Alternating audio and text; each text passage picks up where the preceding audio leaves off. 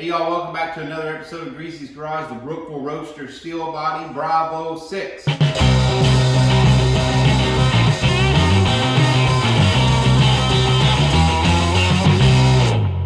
Hey everybody, welcome back to another episode of Greezyz Gurage. As you know, we're building the Brookville Roadster steel body named Bravo 6. Give you a quick recap here on what's going on. We have prepped the body with 80 grit sandpaper. We have put the body, the frame, the doors, as you can see, the deck lid, the hood sides, firewall, and the grill shell, all in epoxy primer. So that is all in epoxy primer. We've got the interior of the body now done in epoxy primer. So this thing is ready to be starting to go together, to assemble. That's kind of what we're working on today. So today's episode is going to be about getting the rear end ready to go into that frame, okay? Because we told you we'd make this a roller, and that's what we're trying to get to. The rear end we pulled out of a 2003 Ford Ranger. There's actually an episode where we went to the pull apart and pulled that out and showed that and kind of teased the build back then, if you will. And here's the parts that you can see for the front end.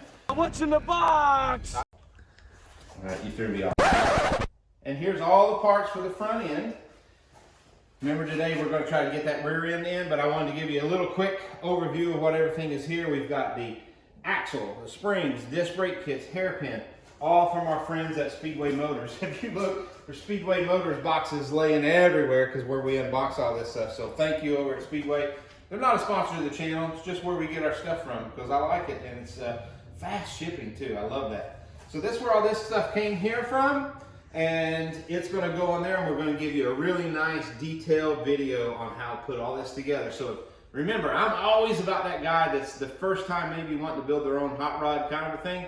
So we can give you a really good detailed video. There's a lot of good instruction in here. I don't like doing a lot of how-to videos, but I think that this is, if you're that guy and you're like, man, I want to do that, I promise you can do it. Watch this video and you'll see it. So make sure you go down and hit the like and subscribe down for us down there, and hit that notification bell so that you will not miss that next video when we put this on here and show you a detailed video. And we're going to have a guy in here who actually owns the car because it is a build experience. He's going to be doing a lot of this stuff, and I get to step back and just point and say, do this. So I love it. A quick little teaser too, just throwing it out there. I built a set of seats for the car. If I get the cameraman to come up. So I built a set of bomber seats. Custom built those, and we're going to lay those out, get those in there, and get them in there. So we'll be showing that in another video. But we're going to head down the hill to the other shop, and we're going to get working on that rear end. All right, here's the rear end that we pulled out of that 2003 Ranger. It is a limited slip, posi traction, right? A 7.5 inch, which works perfect in these little roadsters. They're light little cars. They don't need this huge 9-inch rear end that everybody thinks they need. But 9 inch obviously the most popular rear end, so that's why they get put in there. This is a 373 limited slip gear. It's going to be perfect for that little 302 and C4 that we're putting in it, C4 transmission. But what we're going to do today, and I'm going to talk about this real quick. This is a Southern truck. I get a lot of you guys up north, they're like, man, there's no way. But yes, you can on these Southern trucks because we don't have the same kind of rust. See these brake lines? They are already perfectly bent for this rear end. So we're going to try to save those because they're not rusted out. If I can get them off of the wheel cylinders, I'm going to save these. And if I don't use them, at least at the minimum, I have a pattern to go by. Because when we're going to have to put brackets on this for the shock tower, so they may or may not work, but you don't know. So try not to tear them up unless they're rusted out. If they're rusted out, just take them off. Obviously, we won't reuse the brake hose. We will replace that no matter what. And what I normally like to do is try to use the factory stuff when I can, like this factory block, because this hose right here will come as that block, and then we can tie into that. So it saves you all that fabrication and time.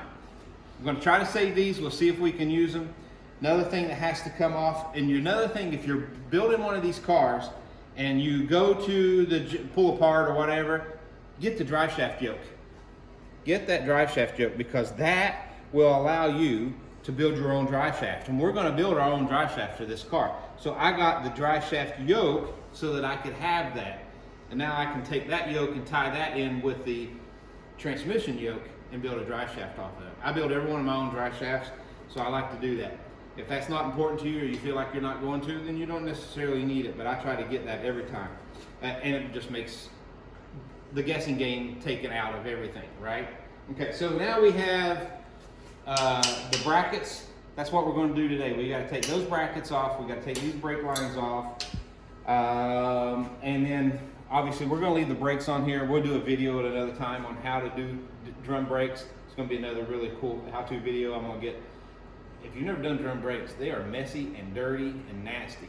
Everything about them. So I'm going to have the owner of this do the brakes, and then I get to stay back and stay clean. So I get to point again. Do this, do that. I love it. All right, so we're going to get busy. I'm going to start taking off these off this brake line, and then we're going to start hacking on these brackets and get this thing all cleaned up, ground down, and ready for paint. All right, when you take these brake lines off, make sure you use a line wrench. A line wrench. Show them if they don't know what a line wrench is, which most people that build these cars are probably going to know. But again, we're trying to help the guy that's never done this before. It goes over the line and then slides up, which this is a 1/2 inch. So go over, slide up. That gives you the most bite. Here, I'll do it on this side so you can see. So you just slide it over the line, slide it up, and then that gives you the most bite over a regular wrench, because regular wrench will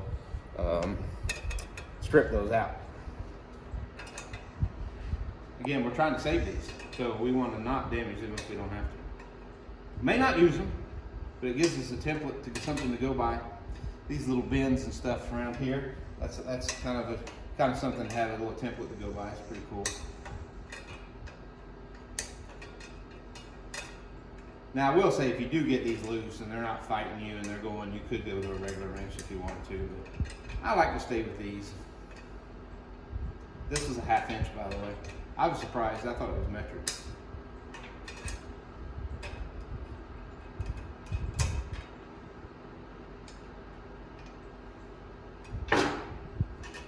All them northern boys right now are going, I can't believe them are coming loose.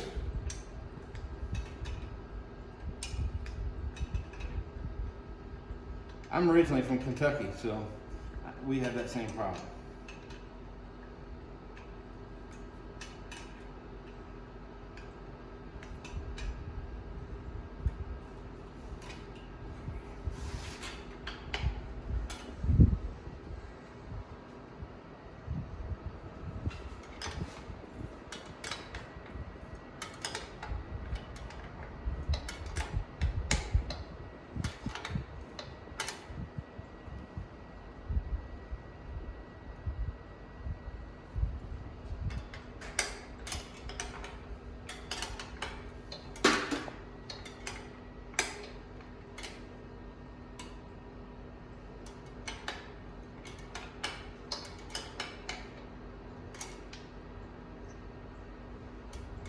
Now, when you grind these brackets off, in order to mount it on the 32 frame, do you have to weld a similar type bracket on there? Or do you try to cut these off in a way to... Yeah, so you'll have coil-over shock mount brackets mounted here. Okay, so that'll go there. And then we're putting a triangulated 4-link in it, which we'll show them later on how to do. But you'll have brackets that weld to here too. Okay. So that you can triangulate. Whoa! Now that's another Kentucky word. Let me grab a screwdriver.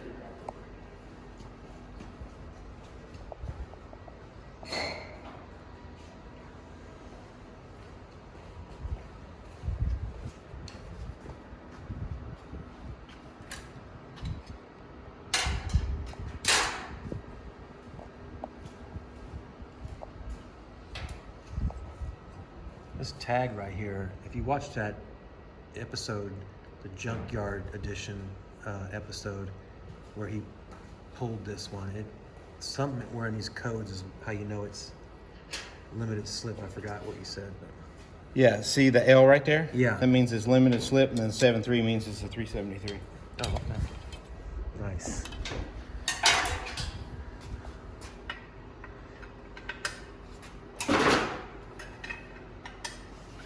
Back up a little bit here.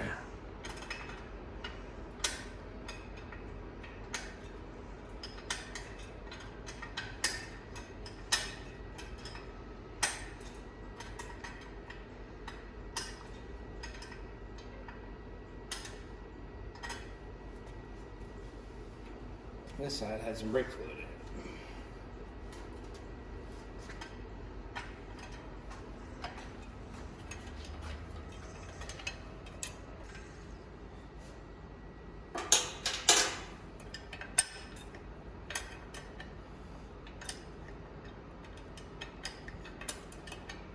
Tried to shortcut it.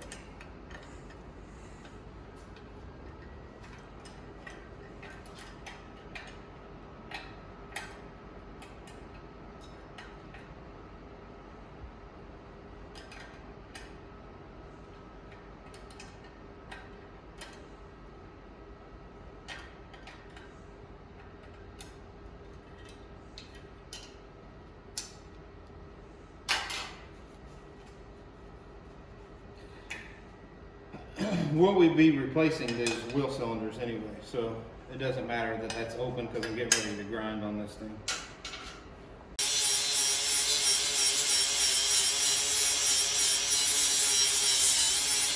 Hey, in case some of you are wondering, if you're again the guy in the shop learning why I'm using my welding helmet to grind with, well, this welding helmet has a welding and a grinding mode, so I just flipped that grinding mode. I was sitting here grinding away and I was like, you know, some guys may not even know these have a grind mode, so I can see everything I'm doing with the grind mode. It just doesn't darken, right? So I just switched it over to grind mode. That's why I was using the welding helmet.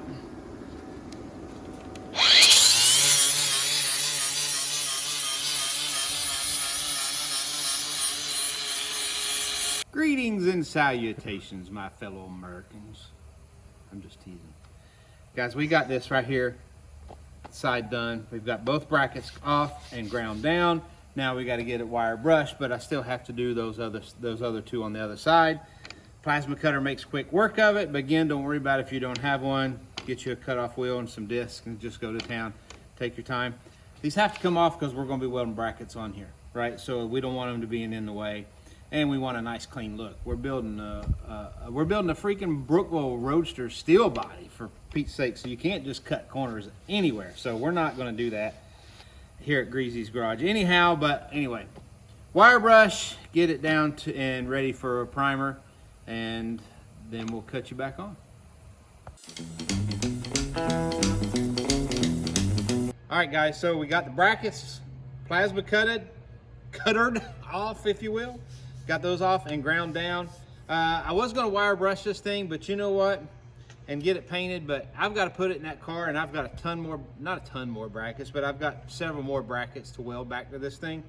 So I just went ahead and cleaned off the tubes here and got those ready so that they could be welded to with those, because we've got the coilover spring mount and the triangulated 4-link mount bracket that has to go onto this thing, and so I'm not exactly sure where they're going to go on for that particular car for the 32. So I am going to not wire brush this down and not paint it, because if I wire brush it down, then it's just going to sit in flash rust, and right now it's got plenty of, what is it, 2023, so it's got 21 years of old of grease protecting it right now. So we're just going to leave it, and then when we get ready to do the brakes, we'll take the backing plates off and clean them up as well at the same time and paint it all together. So anyway, appreciate you, love you, God bless you. Now go do your America.